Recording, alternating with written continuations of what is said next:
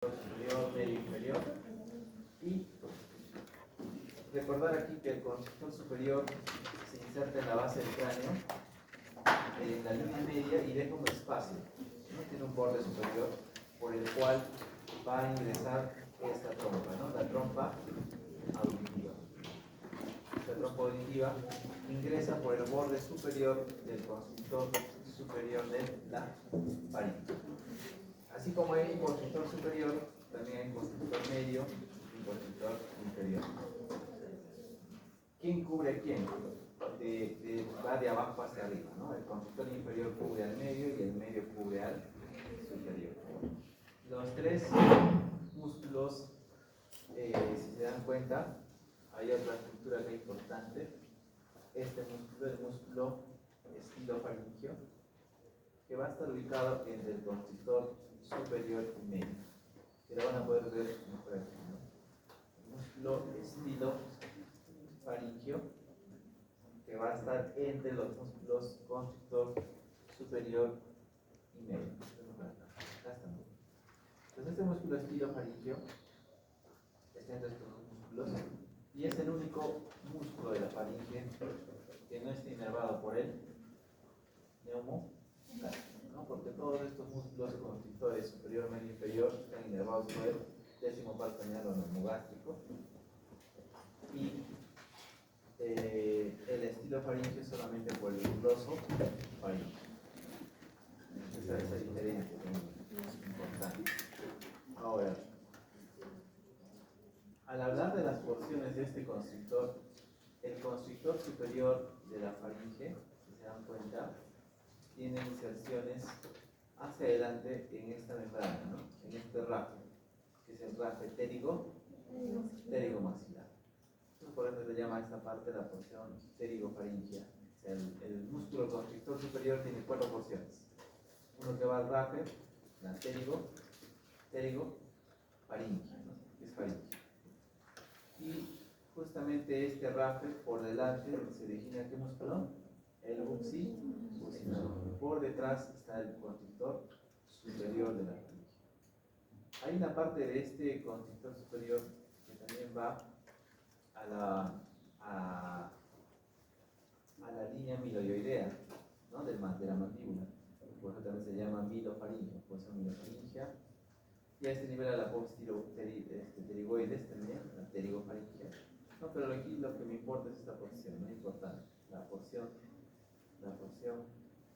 pterigofaringea, ¿no? Que está en el rafe.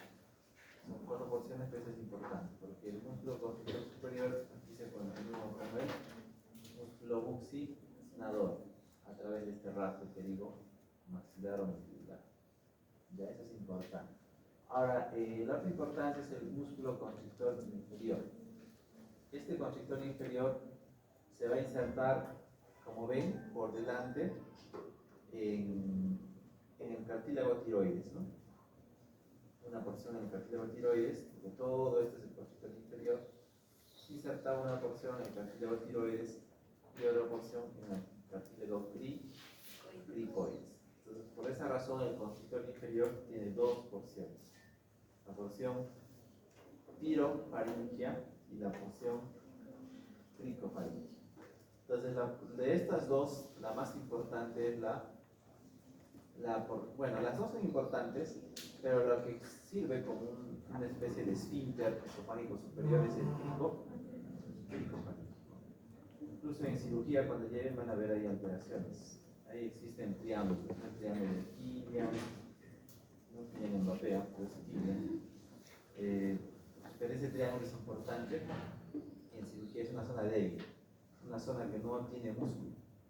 Entonces, en esta parte posterior del esófago solamente tiene mucosa y submucosa y no tiene músculo. Entonces, cualquier aumento de presión a este nivel en la vía digestiva puede empujar esa mucosa y aquí sale hacia atrás un divertículo.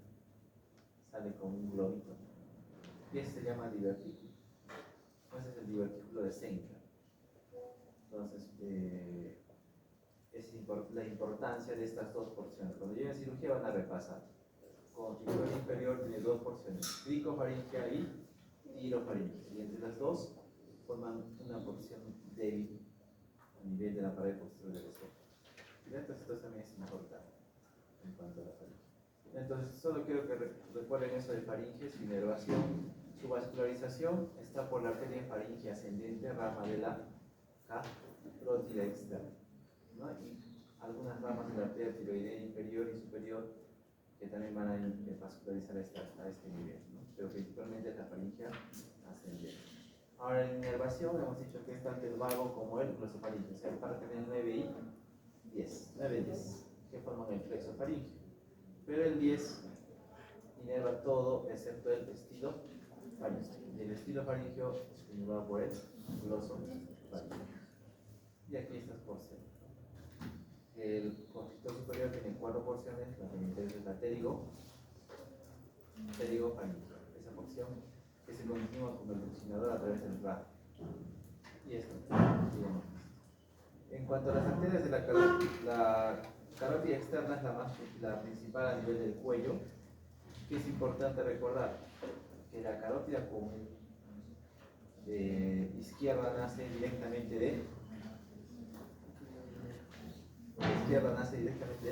callado al lado, y la derecha nace del tronco arterial recocefálico. ¿A qué nivel? A nivel de la articulación externa clavicular, este tronco recocefálico, a nivel de esta articulación, se divide en carótida común y en arteria subclavia derecha.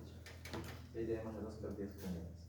Ahora, ¿a qué nivel se divide la carótida común en interna y externa?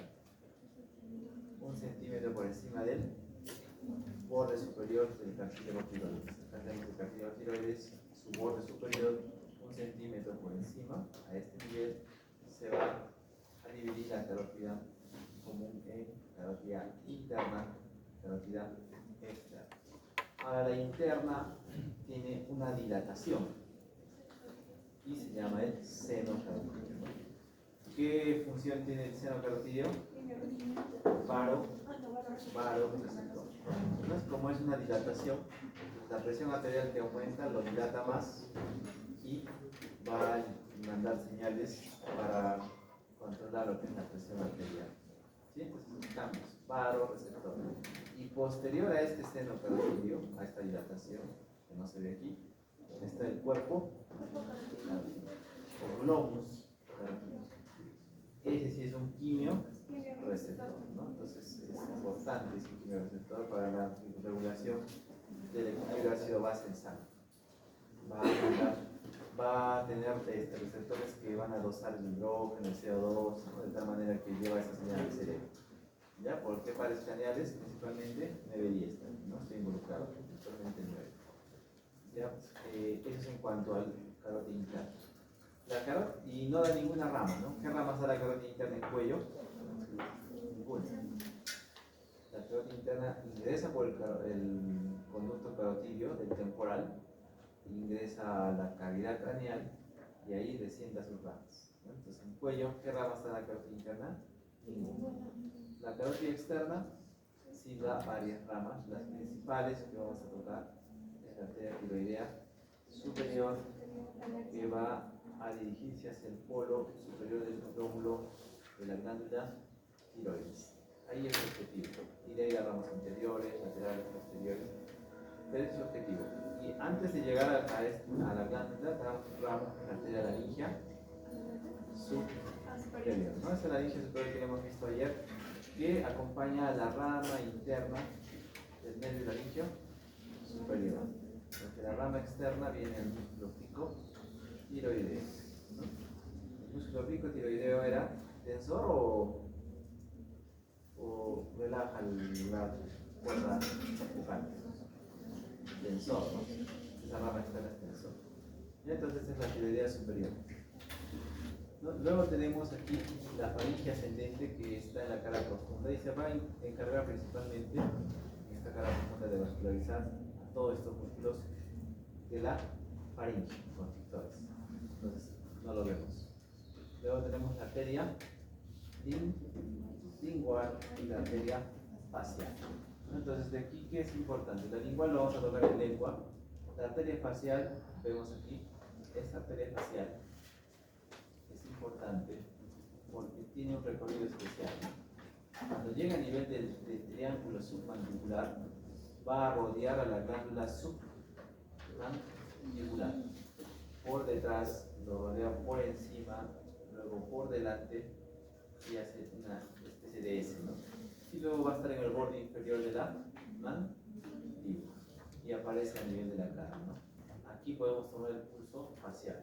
Hay un canal en el borde inferior de la mandíbula que se llama la ranura facial, ¿no? Y ahí podemos tomar también el pulso facial. Entonces, la arteria facial tiene esa peculiaridad, ¿no? Alcanza a la glándula submandibular con su cara profunda, lo rodea por encima, luego su cara superficial, y está en este nivel está entre la glándula y entre la mandíbula. Desciende y aparece en el borde inferior de la mandíbula. Y este nivel da su ramo submentoniano, pero esa es la importancia. ¿Qué lo diferencia de quién? De la vena facial. La vena facial no va a rodear a la glándula submandibular, sino pasa directo, superficial a la glándula. Y va a aparecer también a ese nivel de la mandíbula, ¿no? Siempre posterior a la arteria facial. La arteria facial y posterior a esa la vena facial. Ahora, esta vena se diferencia porque es superficial a la glándula y la arteria es profunda, ¿no? Cara profunda, borde superior, cara superficial, y recién aparece. Entonces, es la principal diferencia. ¿Sí se nota, no? O apago las luces. ¿Sí se nota, no? Entonces, luego tenemos otras ramas importantes aquí que le vamos a ver en cabeza. Es la arteria, sus dos ramas terminales de la arteria carótida interna, la temporal superficial y la arteria maxilar interna. Esta maxilar interna tiene varias ramas, pero vamos a ver en lo que es cabeza. Y esta división en sus ramas terminales, ¿a qué nivel se divide? A nivel del cuello del cóndilo de la mandíbula. ¿No? Entonces, tenemos aquí la mandíbula que está cortada, tiene su cóndilo, no tenemos un cóndilo, están todas cortaditas. Entonces, a este nivel tenemos lo que es el cóndilo y tiene un cuello. A nivel del cuello del cóndilo de la mandíbula se divide la carótida externa en sus dos ramas terminales, la interna y la temporal superficial. ¿No? Entonces es importante también. Esto lo vamos a ver en lengua, como esta arteria ya va ¿no? Entonces, en las venas, y si recuerdan, tenemos dos yugulares, ¿no? Yugular externa y yugular interna. La yugular externa va a estar superficial a este músculo, el músculo externo, pero más y se va a formar por la vena auricular posterior que vemos aquí, con la rama posterior de la vena retromandibular. Eso es importante. Rama posterior de la vena retromandibular con la vena auricular posterior o mandibular externa, que es superficial al externo. Ahora, lo que es profundo a este músculo es la yugular interna, que la vemos aquí claramente, y la cual se va a formar por el drenaje de la rama anterior de la vena retromandibular con el tronco tirolimbo facial. Entonces viene la vena facial, la vena lingual, la vena tiroidea superior y formamos el tronco tirolimbo facial que se une al ramo anterior de la vena retromandibular y drena a la yugular interna. Ahora, esta yugular interna, ¿de dónde nace? ¿De dónde se origina? De la base del cráneo. En la cavidad craneal, ¿quién están? Los senos, ¿no? ¿Qué son los senos? Son venas que no son iguales a estas venas del cuello, sino solo tienen endotelio, no tienen más capas musculares, solo es endotelio y están cubiertos por las meninges, la dura madre. La meninge le da estabilidad a los senos, ¿no? Es diferente. Entonces, los senos craneales, el seno sigmoideo, a nivel del agujero rasgado posterior, cambia de nombre el seno sigmoideo a vena yugular interna. Seno sigmoideo cambia a nivel del agujero reservado posterior a yugular interno. Viene entonces todo el drenaje de la cavidad craneal, drenaje venoso de la yugular interna. Y el tronco tirolingofacial drena esta yugular. Ahora, la vena retromandibular que les he comentado, ramo posterior, ramo anterior, se forma de la unión de la vena temporal superficial y de la vena maxilar interna. Y esta vena maxilar interna se forma del plexo pterigoideo. Este plexo pterigoideo es importante en cabeza porque me comunica el drenaje venoso del piso de la órbita, o sea, acá todo el drenaje venoso de la órbita va al plexo pterigoideo, también va del drenaje venoso de la cara, ¿no? Por la vena facial, ¿sí? Y también de todo lo que es acá la parte lateral de la cabeza. Entonces, cualquier infección ocular podría ir por el plexo pterigoideo, o viceversa, cualquier infección a este nivel puede ir al globo ocular, ¿no? Entonces, están conectados a esta parte. Esa es la importancia del plexo pterigoideo.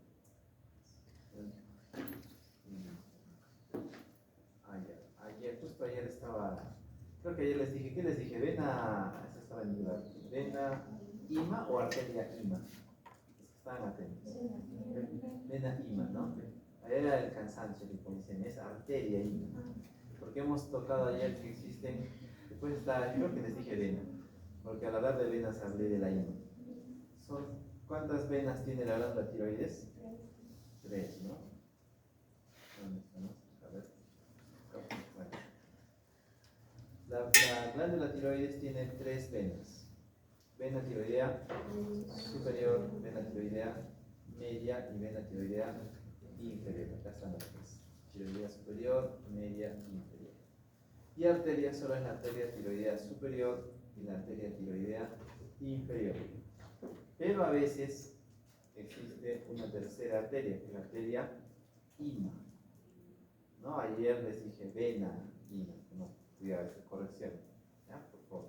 Esa arteria ima, y esa arteria es impar, o sea, está en la línea media y va a la plana, pero no es constante, es inconstante, no siempre está.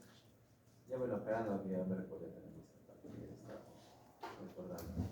Y en cuanto a la inervación, a ver, lo importante aquí en cuello es el paquete vasculo nervioso del cuello que hemos visto, la arteria carótida, la medula interna, que aquí lo han retirado. Y por detrás vamos a ver en el paquete vasculo nervioso el nervio vago o neumogástrico.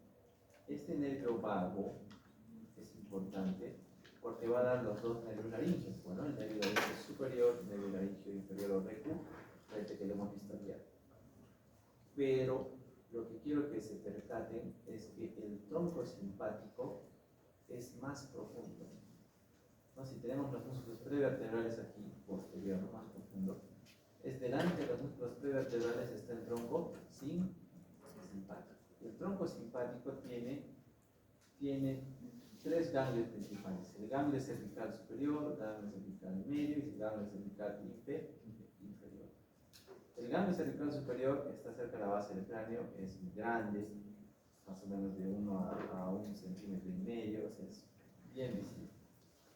El ganglio cervical medio está en el mismo tronco. Ese ganglio cervical medio me da el punto de referencia. Justo a ese nivel, la arteria tiroidea inferior asciende y hace un callado. Lo hemos visto en L. La tiroidea inferior viene, asciende y hace un callado, ¿sí? Y pasa por detrás del paquete vascular del cuello, que ya lo hemos visto. En ese callado, en ese codo que hace 90 grados, ahí se encuentra el ganglio cervical medio del tronco simpático. Entonces es un punto de referencia. Y el ganglio cervical inferior está rodeando al tronco tirobicérvico escapular de la subclavia. Entonces, ganglio cervical inferior que se une al ganglio torácico primero y forman el ganglio estrellado, ahí se llama el ganglio estrellado. Entonces está relacionado íntimamente con ¿quién? Con el tronco tirobicérvico escapular de la subclavia. Entonces son 2 puntos ahí reparos. Tronco tirobicérvico escapular, rama de la subclavia, está en relación con el ganglio cervical inferior, bueno, ganglio estrellado, simpático. Y el medio está con el codo de la arteria tiroidea inferior. Ya eso es importante. Ahora, este nervio que ven aquí que hace un codo, arteria occipital, ¿no? La arteria occipital viene por aquí y da una rama al esternocleidomastoideo y hace que haya una desviación de este nervio. ¿Qué nervio es este? ¿Qué me dice? ¿Qué nervio es? Hipogloso. ¿Sí? Está bien, muy bien. Este hipogloso, ¿qué es lo que hace? Aquí tenemos el músculo gloso, perdón, iogloso. Entonces, este es el músculo miloioideo. Entonces, vemos cómo este nervio está entre el miloioideo y el iogloso. Entonces, está superficial al músculo iogloso. Entonces, cuando veamos lengua, lo vamos a repasar este camino, ya para verlo mejor. Y entonces, es en cuanto a arterias principales. Otra actitud importante que tiene que ser es el paladar. El paladar, existe un paladar óseo, un paladar blando que es muscular, netamente muscular. ¿No? Entonces, este paladar blando, en su parte muscular, que se une al hueso, entre el músculo y hueso, existe una parte aponeurótica. ¿No? Parte aponeurótica. Ahora, ¿qué debemos saber aquí? Ya, a ver dónde lo vamos a ver. El velo del paladar, o el paladar blando, tiene varios músculos. Lo que quiero que recuerden en estos músculos es que existe un periestafilino interno, un periestafilino externo, ¿no? Acá tenemos el periestafilino interno, ¿sí? Es interno a la trompa auditiva. El periestafilino externo es externo a la trompa auditiva. Es una visión mediana. Entonces, el periestafilino interno también es llamado el elevador del velo del paladar. El elevador, donde se origina en la base del cráneo, en la parte interna de la trompa auditiva, desciende y va a formar casi la mayor parte de este velo del paladar, ¿no? Músculo. Elevador del velo del paladar o periestafilino interno. El externo van a ser más bien de la fosa escafoidea, de la fosa pterigoidea. La fosa pterigoidea tiene una cosita, de la fosa escafoidea. Y va a descender y va a formar un ángulo de 90 grados a este nivel y va a formar el periestafilino externo o tensor del velo del paladar. Y es anterior a el interno. El externo es anterior al interno, por eso forma la parte aponeurótica. ¿Quién forma la parte aponeurótica del velo del paladar? El periestafilino externo. La parte muscular principalmente el periestafilino interno. Al interno se le llama elevador y al externo se le llama tensor. ¿Sí? Tensor. Aparte de estos dos músculos, tenemos el músculo de la úvula, que es en la parte central, viene hasta formar la úvula, ¿no? Como una lengua, una campanita que dice. Y aquí se lo como músculo un par.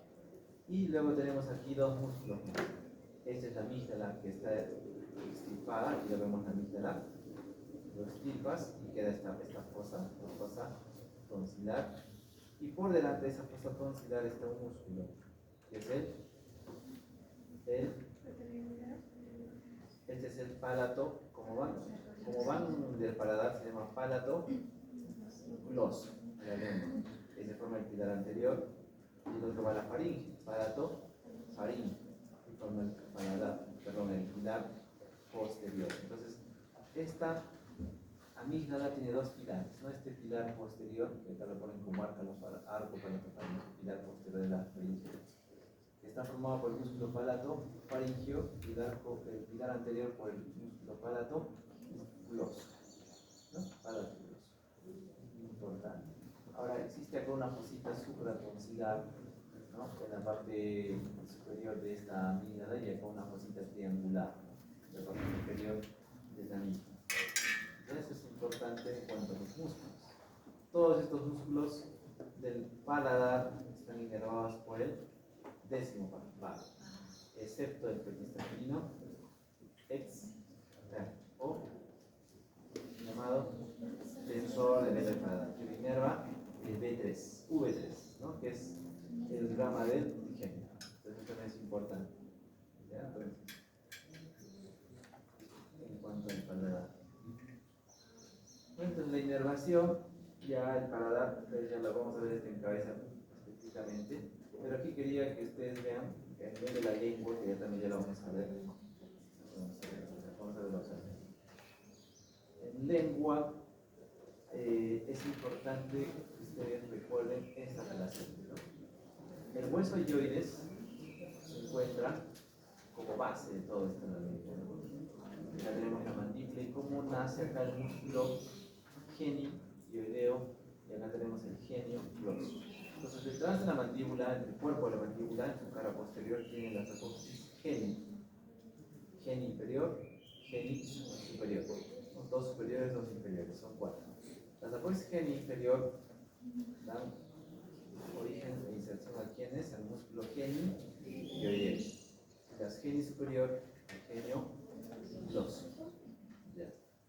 Ahora, por fuera de estos músculos está el músculo io-gloso, cuadrangular, la parte más lateral, nace de lo que es el hueso hyoides. ¿Qué es importante? El músculo io-gloso es importante, ¿por qué? Porque por fuera de este músculo está pasando estructuras importantes, como hemos visto, ¿no? El nervio hipogloso, por fuera. Pero por dentro, si cortamos el io-gloso, podemos ver cómo está transcurriendo la arteria lingual con sus venas tributarias. ¿Sí? Eso es importante. Ahora, el nervio lingual, que es rama de quién? De B3, el genio, está por fuera del músculo io-gloso. Eso es importante. El nervio lingual por fuera y el nervio hipogloso por fuera, pero más inferior.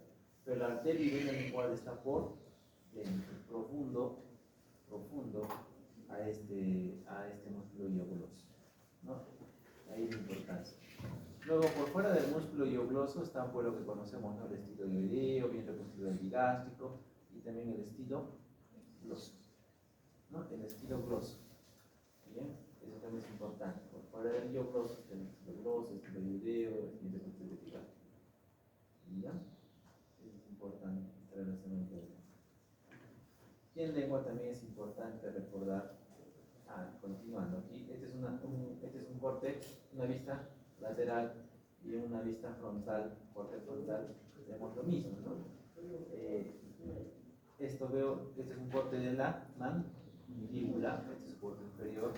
Aquí vemos cómo la arteria facial viene por su cara profunda de la glándula submandibular, su polo superior, su cara superficial. A este nivel está entre la glándula y la mandíbula, rodea el borde inferior y recién aparece en la cara, arteria facial. ¿Sí?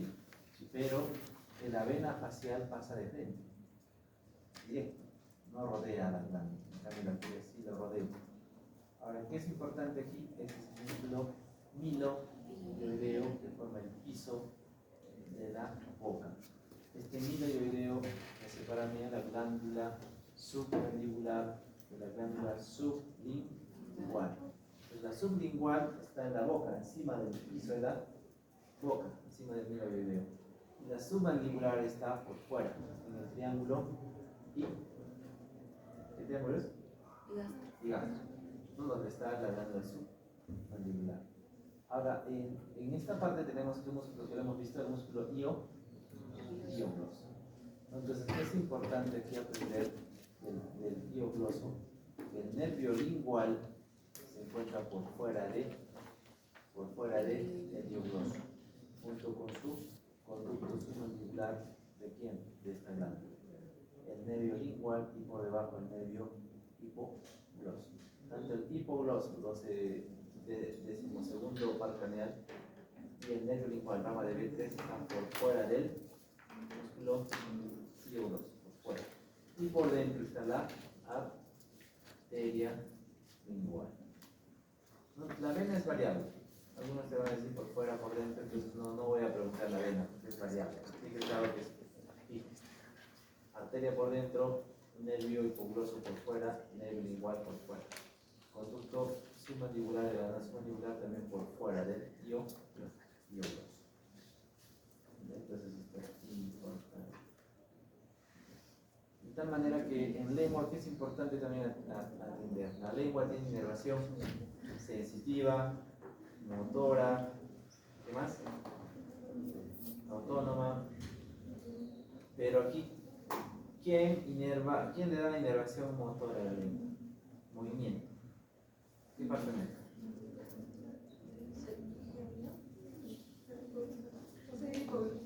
Hipogloso. El hipogloso, o decimos segunda parte, 12, es movimiento, motricidad de la lengua. ¿Sí? Ese es el 12. ¿Quién le da sensibilidad? El gen. ¿Pero de qué son? Los 2/3 anteriores. ¿Y quién le da sensibilidad? La cuerda del tímpano. No. Están bien, pero no le da la sensibilidad. ¿El facial? El facial fue rama del facial es la cuerda del tímpano. ¿No? Si me dicen cuerda del tímpano es medio facial. Está bien. ¿Qué hace el facial? El facial se encarga del gusto. Ah, sí, cierto. Entonces, es diferente que tú sientas dolor, pero mi piel no siente gusto, pero sí dolor, sensibilidad. ¿Quién le da sensibilidad a la lengua? Dije, ¿pero dónde? Los 2/3 anteriores. Y el tercio posterior, ¿quién le da sensibilidad? Gloso inferior. 9. ¿Sí? 9. Parte también de 9. Entonces, 2/3 anteriores, sensibilidad gemino. ¿Mediante qué nervio? El nervio lingual. Sensibilidad. Tercio posterior, gloso inferior. Y eso es sensibilidad. Motilidad, pues fácil, ¿no? El nervio hipogloso. Gusto. ¿Quién le da el gusto? Los 2/3 anteriores del gusto le da la conexión al nervio facial a través del nervio, la cuerda del. Entonces, ¿tiene el plumón? ¿No? Entonces, de acá nomás. Entonces, la cuerda del tímpano es una rama del nervio facial que cruza pues todo el oído medio, ¿no? Cruza y va a recorrer hasta la fosa cigomágica y ahí es donde le encuentra el nervio lingual. Se une y pareciese que es rama del lingual, pero en sí no, es rama del facial. ¿Quién le da el gusto a los 2/3 anteriores de la lengua? Facial, a través de la cuerda del tímpano. ¿Quién da el gusto del tercio posterior de la lengua? El mismo que da la sensibilidad. Gloso faríngeo. ¿No? Entonces, de esa parte es fácil. Tercio posterior, sensibilidad y gusto, gloso faríngeo. 2/3 anteriores, sensibilidad genio, gusto facial. Y motilidad, pues, pulso. ¿Sí? Entonces, en lengua es importante aprender todo eso. ¿Sí? Porque ahí también viene un caso, uno de los casos clínicos va a ser la parálisis facial periférica. Y van a explicar por qué pierden el gusto. Gusto. ¿No? Entonces ahí hemos hablado de gusto. ¿Por qué pierden ese nivel? Vamos a sortearlo. Ahora vamos a sortear el orden. Los números. Y ya le voy a pasar con números a la delegada de los casos. Eso es en lengua, lo principal. Esto sí tienen que aprenderlo hasta su examen de internado, residencia, de todo. Porque eso pregunta. De la lengua. Eso pregunta. Estos detalles no, pues no en un examen de residencia, internado nunca te van a preguntar por qué el diogloso, por qué el diogloso, no. O sea, lo que te pregunta es toda aplicación clínica, anatomía. Entonces, por eso les hago hacer también casos clínicos, porque uno les ayuda en la exposición y otro que les va a servir. De toda lengua, lo que tienes que saber es este igual. Eso te va a servir. Entonces, aquí es otro corte, ¿no? Otro corte. Bueno, aquí, ¿qué es importante? ¿Ver?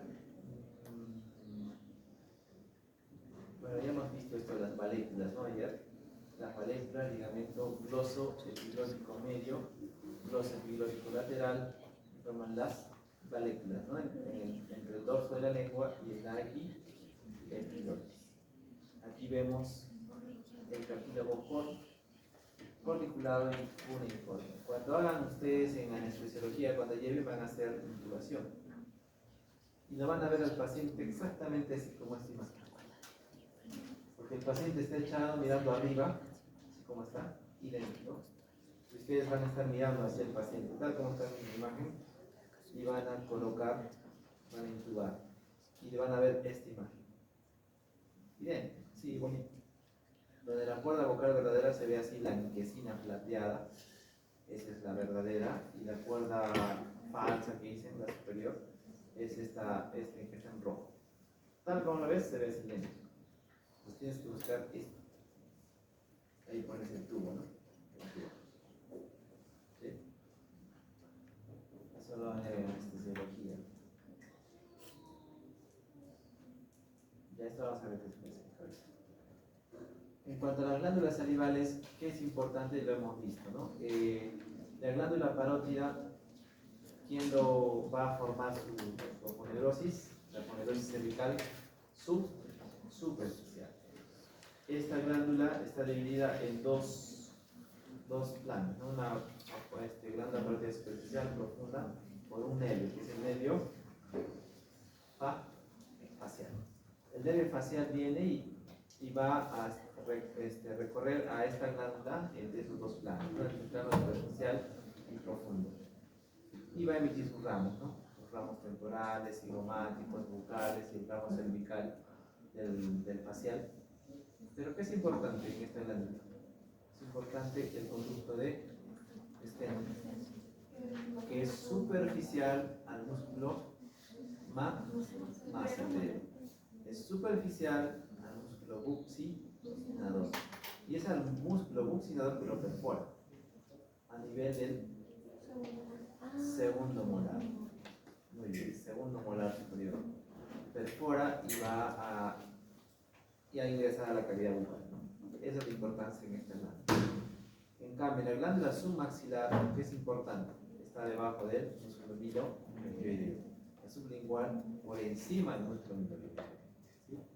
Su conducto de esta glándula submaxilar está por fuera del músculo io-gloso. ¿Sí? Esa es la importancia. Entonces, aquí lo tenemos esto, ¿no? Glándula sublingual por encima del músculo miloideo, pero por fuera del io-gloso. Glándula submandibular debajo del miloideo, por fuera del hueso mandibular.